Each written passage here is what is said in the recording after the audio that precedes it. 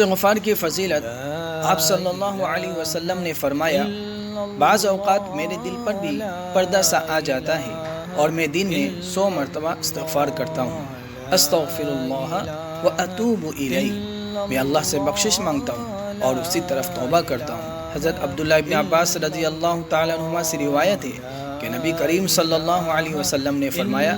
جس نے استغفار کو اپنے اوپر لازم کر لیا تو اللہ اسے ہر رنج سے رہائی اور ہر تنگی سے کشادگی عطا فرمائے گا اور ایسے ذریعے سے روزی پہنچائے گا جس کا وہ تصور بھی نہیں کر سکتا۔ استغفار کی دوسری فضیلت یہ ہے